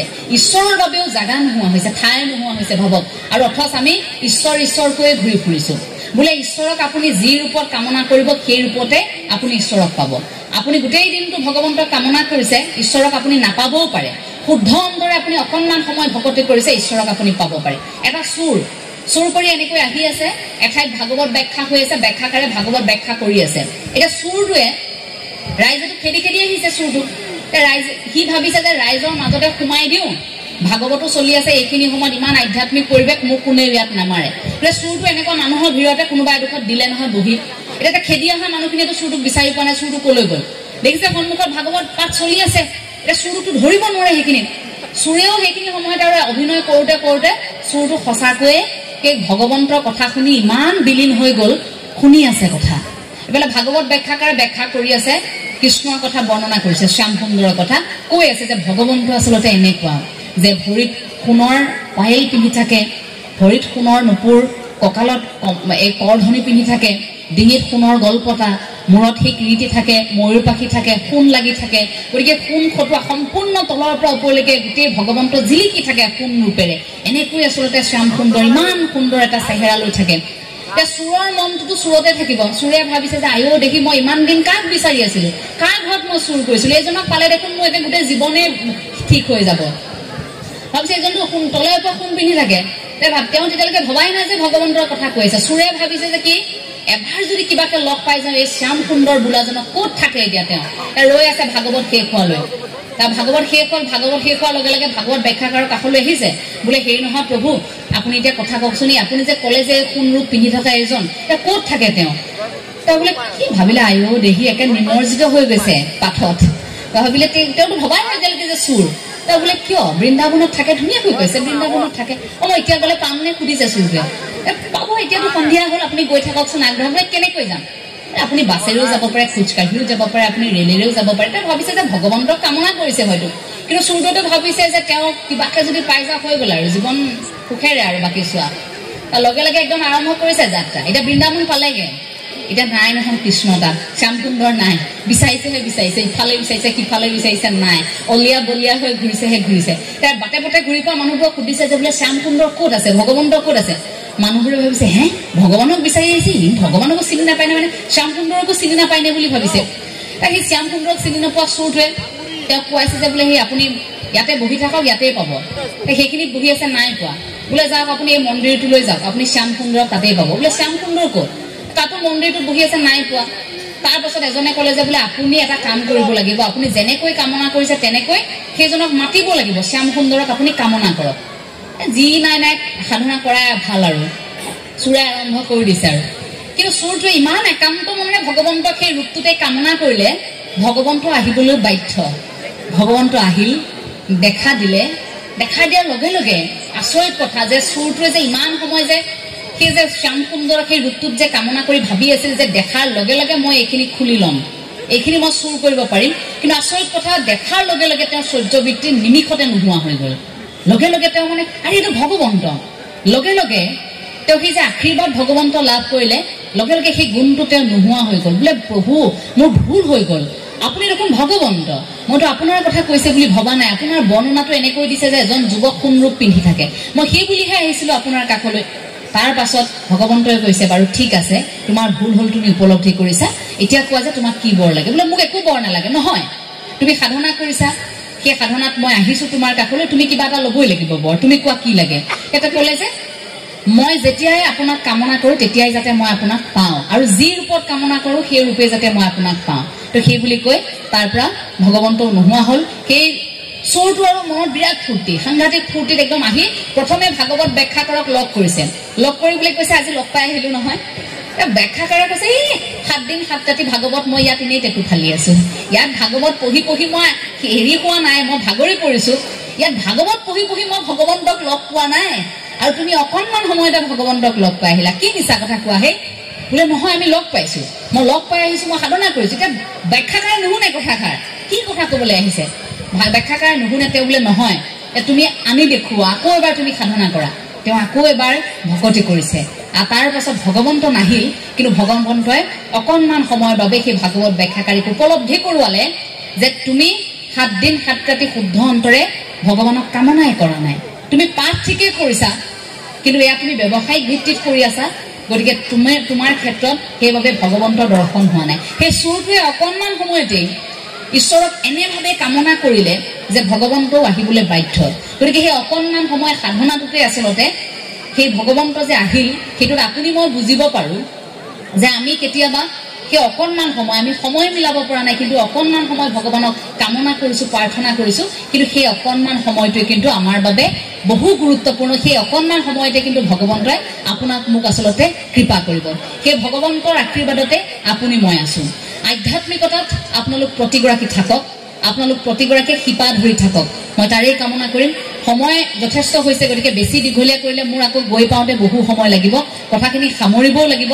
মই অকণমান নাম এফাকিৰে সামৰিব বিচাৰিম। অকণমান নেগেৰা বাদনত সহযোগিতা আগবঢ়াবৰ বাবে মই এগৰাকীক মঞ্চলৈ আহিবলৈ অনুৰোধ জনাইছোঁ। অকণমান খৰ চাপৰি নাম এফাকিৰে সামৰণি মাৰিম। এতিয়া কাহিনী এটাও আছে, সেই কাহিনীটো অকণমান কৈ দিছোঁ। আচলতে এই কাহিনীটোৰ বাবে মোক বহুগৰাকীক কৈছিলোঁ যে আপুনি আহিলে কিন্তু এই কথাষাৰ ক'ব লাগিব ইয়ালৈ, সেইবাবেহে এই কথাষাৰ ক'ব লৈছোঁ। এই কথাখিনি এগৰাকী নামতিৰ এটা কাহিনী। নামতিৰ কাহিনীটো এইবাবে ক'ম যে তাত আত্মশুদ্ধিৰ কথা আছে। নামতিগৰাকীয়ে ঈশ্বৰৰ নাম গুণ লৈ থকা নামতি। এটা নামতিগৰাকীও এনেকুৱা নামতি যে নামতিগৰাকীয়ে ভাবি থাকে যে ভগৱানৰ নাম লৈছো, ভগৱানে বচাব, ৰক্ষা কৰিব ভগৱানে। এটা বিপদ আহিল, নামতিক টকা পইচাৰ প্ৰয়োজন, কিন্তু নামতিক ভগৱানে তেতিয়ালৈকে সহায় কৰা নাই। নামতিয়ে 12 বজালৈকে নাম লৈ নিশা ঘৰত শুইছে, শুই ভাবিছে যে এতিয়া ভগৱানেতো মোক নবচালে, ৰক্ষা নকৰিলে মই কিবা এটা কৰিম। বহুত দিন ধৰি নামতিক আকৌ নামতিৰ বন্ধুৱে টকা পইচা দি সহায় কৰে, যিগৰাকী বন্ধুৰ নাৰিকলৰ বাৰী এখন আছে।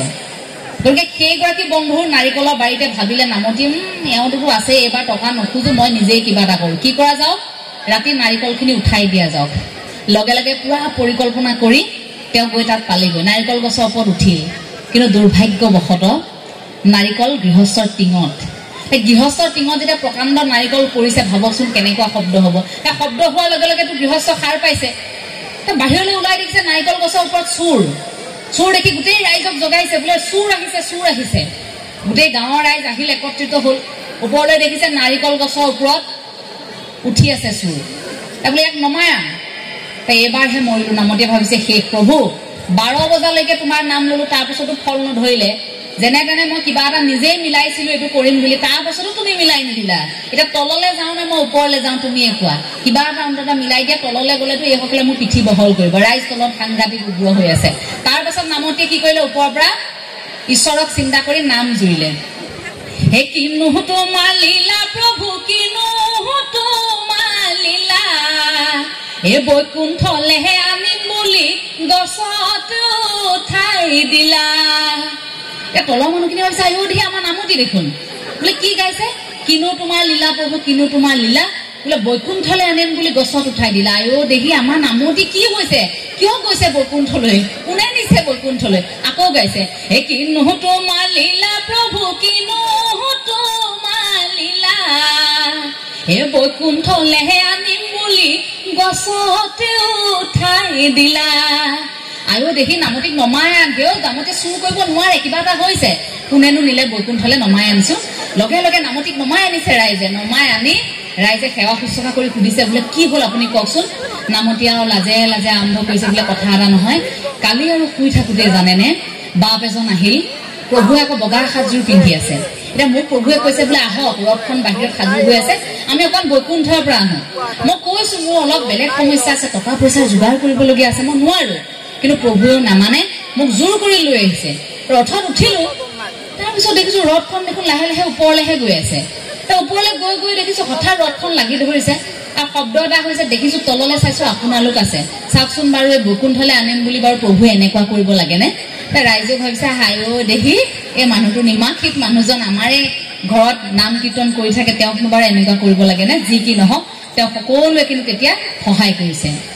কিন্তু নামতিয়ে সেইখিনি সময়ত ভাবিছে যে ৰাইজে মোক ইমান বিশ্বাসত লৈছে, মই মোৰ সমস্যাটোৰ বিষয়ে কৈ দিয়াই ভাল হ'ব। লগে লগে নামতিয়ে ক'লে যে মোৰ অলপ অভাৱ অনাটন হৈছে, সেইবাবে আচলতে হয়তো মোৰ টোপনি নোহোৱাৰ বাবে এই ধৰণৰ চাগে মোৰ বিসংগতি হৈছে। বোলে কি হৈছে, মোৰ অলপ টকাৰ প্ৰয়োজন। লগে লগে ৰাইজে আৰে আপোনাৰ বিপদ, আমি কিয় সহায় নকৰিম। কাৰণ গ্ৰাম্যাঞ্চল বুলি ক'লে তেনে সহায় কৰা এটা পৰিৱেশ থাকে। যিয়ে যেনেকৈ পাৰে টকা দি নামতিক সহায় কৰিলে। সেই নামতিগৰাকীয়ে যে লগে লগে অনুভৱ কৰিলে যে ৰাইজে মোক বিশ্বাস কৰিছে, মই সঁচা কথাটো কৈ দিব লাগে। সেইটো আত্মশুদ্ধি, আত্ম উপলব্ধি, আত্মসমালোচনা, যিটো আমি সততে কৰিব নিবিচাৰো। এই আত্মশুদ্ধি, আত্মপৰীক্ষা, আত্মসমালোচনা আমি কৰিব লাগে। কাৰণ আমি কি কৰি আছো, আত্মপৰীক্ষা নকৰিলে তাক অনুভৱ কৰিব নোৱাৰো। আমি কি কৰি আছো, আত্মসমালোচনা নকৰিলে তাক অনুভৱ কৰিব নোৱাৰো। গতিকে সেইখিনি মুহূৰ্তত যে নামতিয়ে ভাবিল যে মোক যিহেতু ইমান বিশ্বাসত লৈছে, গতিকে মোৰ এইটো ভুল হৈছে, ৰাইজক সঁচা কথা কৈ দিওঁ। আৰু সেইটো কোৱাৰ লগে লগে আচৰিত ৰাইজেও বিশ্বাস কৰি আকৌ সহায়হে কৰিলে। অৰ্থাৎ আত্মশুদ্ধি লগে লগে হৈ গ'ল সেইখিনিতে। আৰু দ্বিতীয়টো কথা, সেই ওপৰত থকাজনক আমি ইমান মিলাবলৈ চেষ্টা কৰিলে নহ'ব। ওপৰত থকাজনে আচলতে এটা CCTVৰ দৰে গোটেইখিনি ওপৰত থকাগৰাকীয়ে চাই থাকে। 12 বজালৈকে নাম ল'লেও তেওঁ কিন্তু চুৰ কৰিবলৈকে গৈছিল। গতিকে চুৰ কৰিবলৈ যোৱা ব্যক্তিগৰাকীক সহায় কৰিব নেকি ভগৱন্তই? নকৰে। গতিকে ভগৱন্তই বিপদত পেলাইছে, কিন্তু ব্যক্তিগৰাকী নিজে আত্মশুদ্ধিৰ জৰিয়তে সেই বিপদৰ পৰা বাচিছে। গতিকে আপোনাৰ মোৰ জীৱনতো ভগৱন্তই তেনে পৰীক্ষা লয়। সেই পৰীক্ষাবোৰত আপুনি মই কেনেকৈ উত্তীৰ্ণ হৈছো, সেইটো এতিয়া ডাঙৰ কথা। আপোনালোক প্ৰতিগৰাকী হৃদয়ত কৃষ্ণক কঢ়িয়াই ফুৰিছে। আমি হততে কিবা এটা হোৱাৰ লগে লগে কৃষ্ণ বুলি কওঁ, ৰাম বুলি কওঁ, অৰ্থাৎ আমি একাত্ম হৈ থাকো। কাৰোবাৰ গাত খুন্দা লাগিলে চৰি বুলি কোৱাৰ সলনি আমাৰ মুখৰ পৰা কৃষ্ণ, বেয়া নাপাব দেই, কৃষ্ণ এনেকৈ ওলায়, কাৰণ আমি ভগৱন্তৰ সৈতে একাত্ম হৈ থাকো। গতিকে সেই সম্পৰ্কটো শক্তিশালী কৰিব লাগে। মই বিভিন্ন মঞ্চত এই কথাষাৰ কওঁ যে ভগৱন্তৰ সৈতে আপোনাৰ সম্পৰ্কটো শক্তিশালী কৰিবৰ বাবে তাত তৃতীয়জন মানুহৰ প্ৰয়োজন নাই। ভগৱন্ত আপুনি আপোনাৰ কথাখিনি ভগৱন্তক কওক, ভগৱন্তই শুনিব। আপোনাৰ অন্তৰাত্মাৰ উপলব্ধি পৰমাত্মাৰ সৈতে বিলীন হ'বৰ বাবে মাত্ৰ ভকতিৰ প্ৰয়োজন। তাত তৃতীয়জন মানুহৰ প্ৰয়োজন নাই, কোনো মাজৰ মানুহৰ প্ৰয়োজন নাই, যি মাজৰ মানুহে আপোনাৰ কথাখিনি ভগৱন্তক নিদিব। বেয়া লাগে, আজিকালি ৰাজপথত যেতিয়া যাওঁ কেতিয়াবা এনেকুৱা হয়, হঠাৎ ট্ৰেইনখনত গৈ আছো, ট্ৰেইনত এজন মানুহ উঠিব, কথা নাই বতৰা নাই, আহি আপোনাৰ কপালত তিলক এটা লগাই দিব, বোলে 10 টকা এটা দিয়ক। কিয়? মোকতো লগাই দিছে এদিন, কিয় কৰিলে? না পূজা কৰিলো, দিয়কচোন কিবা এটা। মইতো আপোনাক কৰিবলৈ কোৱা নাছিলো, মোৰ ভগৱানক মই কৈ থৈ আহিছো ঘৰৰ পৰা ওলাই আহোঁতে যে মই অমুকলৈ গৈছো দেই প্ৰভু, আৰু মোৰ ভগৱানৰ লগত মোৰ কথা হৈয়ে আছে। আপুনি যে হঠাৎ মোক নুঘুৰাকৈ যে মোক তিলকটো লগাই দিলে, আপুনি যে মোক হঠাৎ পূজা কৰি দিলে, মইতো পূজা কৰা নাছিলো তেনেকৈ। মোৰ ভগৱন্তৰ সৈতে ভকতিৰ কথাবোৰ বেলেগ, মই পূজা কৰা নাই। গতিকে আপুনি মোক হঠাৎ তিলকটো কিয় লগাই দিলে? এই ভকতিৰ নামত, ধৰ্মৰ নামত একাংশ তেনে দালাল আছে। গতিকে সেই দালাল বিলাকক আপোনালোকৰ মাজত সোমাবলৈ নিদিব। যিবিলাক দালাল আপোনালোকৰ মাজত ঘূৰি ফুৰে, সেই দালালবোৰক সোমাবলৈ নিদিব। ঠায়ে ঠায়ে সোমাই থকা দালাল, যিবিলাক দালালে হঠাৎ ৰাজপথত থাকোঁতে আপোনাৰ দোকানখনত কোনোবাই দিনা সোমাব, বোলে কৃষ্ণ তিলি অকণমান কিবা কিবি কৰি দিব আৰু লগে লগে ক'ব বোলে দিয়া। কৰ্ম সকলোৰে আছে, আমি কৰ্মক শ্ৰদ্ধা কৰোঁ। আমাৰ গুৰুজনাই কৈছে যে পৰৰ ধৰ্মক নিহিংসিবা কদাচিত। আমি কাৰো ধৰ্মক হিংসা কৰিবলৈ যোৱা নাই, কিন্তু আমি আমাৰ কামটো কৰি থাকোঁতে তেওঁলোকে আমাক বাধা দিব নোৱাৰিব। আমি আমাৰ কামখিনি সৎপথেৰে কৰিছো, গতিকে তাত তেওঁলোকে আহি আমাক আক্ৰমণ কৰিব নোৱাৰিব। আৰু অসমীয়া মানুহবোৰ খুব আৱেগিক, আমাৰ আৱেগবোৰ ধান খেৰৰ জুইৰ দৰে। আমি ইমান আৱেগিক, যাৰ বাবে আমাক আজি অনলাইনতো ভগৱান পোৱা যায় বুলি আমাক ঢপলিয়াই টানি নিব পাৰে, কাৰণ আমি আৱেগিক। আমি ফটো এখন দেখাৰ লগে লগে যদি কোৱা হয় 10 জনক শ্বেয়াৰ কৰক, ভাল খবৰ পাব, আমাৰ আইসকলে প্ৰথমে শ্বেয়াৰ কৰিব। সঁচা কথা। এতিয়া কাইলৈ যদি কয়, মই সঁচা কথা লিখি থৈ যাব পাৰিম, কাইলৈ যদি শুনে যে এই আমুকজোপা গছ এজোপা ওলাইছে, তাত বোলে ভগৱান ওলাইছে, ভগৱান ওলাইছে কি কোনোবা এগৰাকী তাত কৃষ্ণ লম্ভিছে বুলি তাত পৰি থাকিব, মই আচৰিত হওঁ। ভগৱানৰো এনেকুৱা সময় আহিল যে মনুষ্যৰ গাত লম্ভিবলৈ। ভগৱানৰতো নিজৰো ঠাই আছে। আপোনাৰ মোৰ, আপুনি মোৰ ইমান শুদ্ধ অন্তৰ নহয় যে আপোনাৰ মোৰ গাত ভগৱন্ত লভিব। লভিলে কেতিয়াবা অসুৰহে লম্ভিব, হয়নে? আমি যিবোৰ কৰিছো, লভিলে কেতিয়াবা অসুৰহে লম্ভিব। মই আচৰিত হওঁ যে অসমত ভগৱান লম্ভা মানুহ ওলায়, যে ভগৱান কাৰোবাৰ গাত লম্ভিব পাৰে নেকি? লম্ভিব এই শব্দটো প্ৰয়োগ কৰিব পাৰো নেকি কেতিয়াবা? ভগৱান লম্ভিব পাৰে, আচৰিত। এতিয়া আমাৰ মানুহবোৰ এনেকুৱা, এতিয়া যদি কথাত কৰবাত কৈ দিয়ে যে আমুকৰ গাত ভগৱান ওলাইছে, যাওক বোলে কি হ'ব, আপোনালোকে যদি সেৱা কৰে মনোকামনা পূৰণ হ'ব। আৰু কাইলৈ দেখিব দীঘলীয়া শাৰী, বাতৰি কৰি তত নাপাম আমি, তাত দীঘলীয়া শাৰী ৰাতিপুৱাৰ পৰা তত নাই। আমাৰ ঠাইখিনিতো এগৰাকীৰ গাত ভগৱান বোলে লাগিছিল, বোলে দেই লাগিছিল। তাৰ পাছত দেখিলো আজিকালি, সেইদিনা দেউতাক সুধিছো সেইফালে পাৰ হৈ যাওঁতে, আগৰ ঘৰটো এতিয়া নাই, সেই ঠাইখিনিত এতিয়া 3 মহলীয়া এটা অট্টালিকা হ'ল। দেউতাক সুধিলো, দেউতা এই ভগৱান ওলোৱা ঘৰটো এইটোৱে নহয় জানো? দেউতা কৈছে অ। কি হ'ল দেউতা? ন ভগৱান আহিল গ'ল, এই ঘৰটো বনাবলগীয়া আছিল যে বনালে আৰু গ'ল। গতিকে ব্যৱসায়িক ভিত্তিক ধৰ্মটোক বেপাৰ হ'বলৈ আমি দিব নোৱাৰো। আমি মহাপুৰুষে আদৰ্শত আছো, আৰু সেই মহাপুৰুষে আদৰ্শটোতে আমি থাকিম। এই আমাৰ ধৰ্মটোক আনে বেপাৰ কৰিবলৈ চেষ্টা কৰিব, আপোনাৰ মোৰ আৱেগক কোনোবাই খেলিবলৈ চেষ্টা কৰিব, সেইটোত আপুনি উঠি ভাহি যাব নোৱাৰিব। গতিকে প্ৰতিগৰাকী অসমীয়াই প্ৰতিশ্ৰুতিবদ্ধ হ'ব লাগিব যে আমি এই মহাপুৰুষীয় আদৰ্শটোকহে পালন কৰিম। আপোনাক জোৰ কৰি কোনেও অনা নাই। এটা কথা মনত ৰাখিব যে মহাপুৰুষীয় আদৰ্শটোক কাৰোবাক টোপ দি আনিবলগীয়া হৈছে নেকি? আজি অনুষ্ঠান দিলে আপোনালোকক আনোতে কোৱা হৈছে নেকি যে আপোনালোক আহিব, আপোনালোকক এনেকৈ দিয়া হ'ব, আপোনালোকক ইমান টকা দিয়া হ'ব, আপোনালোকক এনেকৈ আমি শুশ্ৰূষা কৰিম, এইবোৰ কথা দিয়া হৈছে নেকি আপোনালোকক? নাই হোৱা। আপোনালোক আহিছে, সত্ৰৰ সৈতে আপোনালোক জড়িত, আপোনালোকৰ সত্ৰখন আপোনালোকে ইমান সুন্দৰকৈ পৰম্পৰাৰে জীয়াই ৰাখিছে, তাত আপোনালোকক টোপ দিয়া হৈছে নেকি? সত্ৰ পৰিচালনা সমিতিয়ে আপোনালোকক টোপ দিছে নেকি যে আপোনালোক আহক, আপোনালোকৰ পৰিয়ালক আমি এনেকৈ সহায় কৰিম? কিন্তু ভাবি চাওক, একাংশ ধৰ্মৰ লোকে ধৰ্মান্তকৰণ কৰিবৰ বাবে তেনেকৈ কিন্তু মানুহক টোপ দিবলগীয়া হৈছে।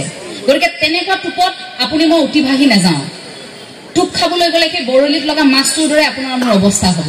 গতিকে সেই টোপটো আপোনাক মোৰ প্ৰয়োজন নাই। গুৰুজনাই আদৰ্শ দি থৈ গৈছে, সমাজ দি থৈ গৈছে, সেই আদৰ্শ আৰু সমাজত আপুনি মই থাকিম, য'ত সাম্যবাদৰ কথা থাকিব, য'ত এক ঈশ্বৰবাদৰ কথা থাকিব। নালাগে ভগৱন্তৰ বাবে বেলেগ ঠাইত গৈ কামনা কৰিবলৈ। পিতৃ মাতৃক ভকতি কৰক, মানুহৰে সেৱা কৰক, গুৰু দেও নাম ভকত বোলে আদিগুৰু জগতগুৰু শ্ৰীমন্ত শংকৰদেৱ গুৰুজনাৰ পিতৃ মাতৃটো আছে আদিগুৰু আৰু শিক্ষাগুৰুসকল আছে সমস্ত গুৰুক আমি সেৱা কৰিম তাৰ পাছত আহিলে নাম আমি কৃষ্ণ নাম ল'ম তাৰ পাছত আহিলে আমি দেও কৃষ্ণ দেৱৰ কথা ক'ম তাৰ পাছত আহিলে আমাৰ ভগত কৃষ্ণ দেও নাম ভকত এই গুৰুদেৱ নাম ভকত বুলি যে আমি ক'লো এই ভকত বুলি কোৱাৰ লগে লগে শেষত এই সকলোবোৰ গুণ আমাৰ হৃদয়ত কঢ়িয়াই আমি প্ৰতিগৰাকী ভকত হ'ম বগা সাজযোৰ পিন্ধি আমি সেই বগা সাজযোৰত দাগ নলগাকৈ আমি প্ৰতিগৰাকী মহাপুৰুষীয় আদৰ্শটোক আমি পালন কৰিম সেই প্ৰতিশ্ৰুতি যদি প্ৰতিগৰাকীয়ে কৰে তেন্তে আমি আৰু শংকাত থাকিবলগীয়া নহয় আমি আৰু ভয়ত আচলতে দিন কটাবলগীয়া নহয় মই কথাখিনি শেষ কৰিব বিচাৰিম অকণমান নামেৰে